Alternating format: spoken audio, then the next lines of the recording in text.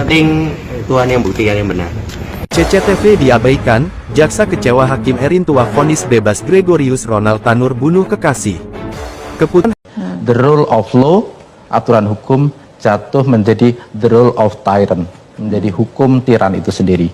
Hukum tiran itu diputuskan oleh Pengadilan Negeri Surabaya terhadap seorang yang rekan media sampaikan tadi, bahwa kami melihat hakim dalam perkara ini tidak menerapkan hukum sebagaimana mestinya, ya, atau dari dalil yang disampaikan oleh jaksa penuntut umum tidak dipertimbangkan sepenuhnya oleh majelis, sehingga hakim membebaskan terdakwa dalam perkara ini.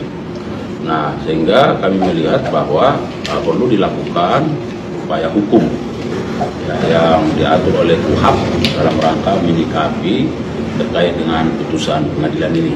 Dan berdasarkan KUHAP, ya, dalam pasal 245 diatur bahwa jaksa penuntut umum diberikan waktu 14 hari sejak putusan untuk menyatakan kasasi.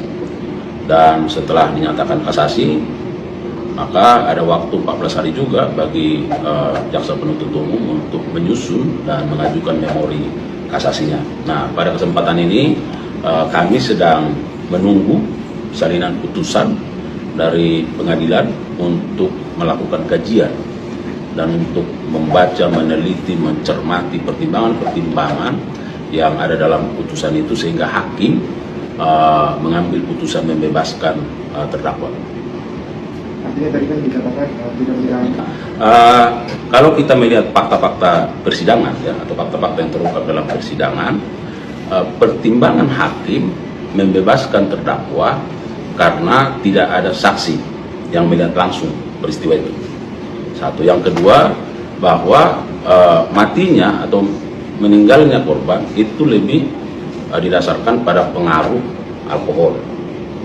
Nah, kami melihat bahwa hakim tidak melihat ini secara holistik peristiwa ini, ya, tetapi hakim justru melihat sepotong-sepotong. Seharusnya hakim harus mempertimbangkan, misalnya fakta yang menyatakan ada korban meninggal, ya, ada hubungan antara korban dengan pelaku. Pada waktu yang bersamaan, korban dengan pelaku itu bersama-sama. Ada percekcokan, ada bukti CCTV yang menggambarkan bahwa korban ada bekas terlindas. Ada visum et repertum yang menjelaskan bahwa ada luka yang dialami oleh korban. Nah, seharusnya ini yang harus dipertimbangkan oleh majelis hakim secara holistik, memandang ini sebagai satu pembuktian yang utuh. Nah, saya perlu sampaikan kepada rekan-rekan media bahwa dalam hukum pidana kita ada dikenal pembuktian dengan keting bewes.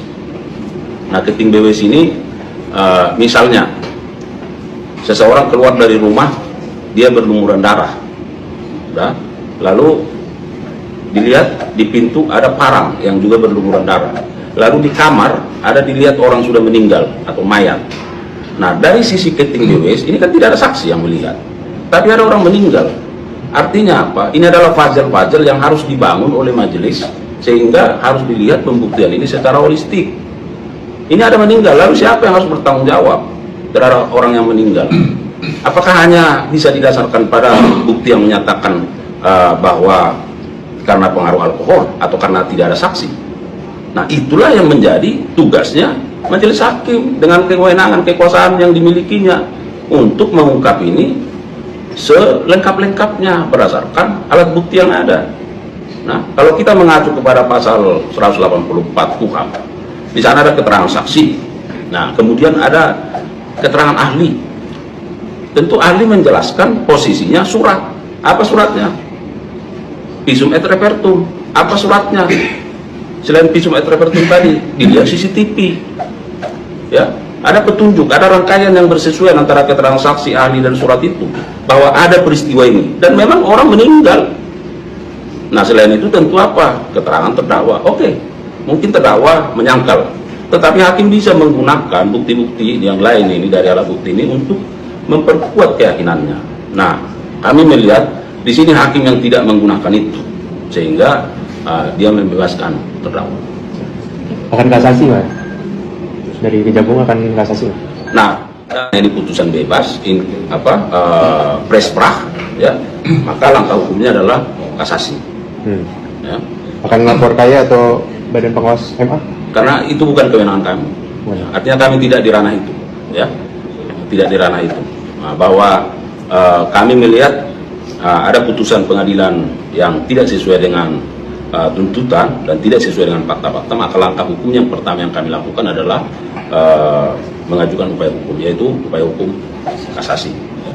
Pak menanya Pansel itu 5 jaksa yang diajukan ke capim KPK itu kan lolos administrasi, itu kan baru lolos administrasi, ya kan? Nah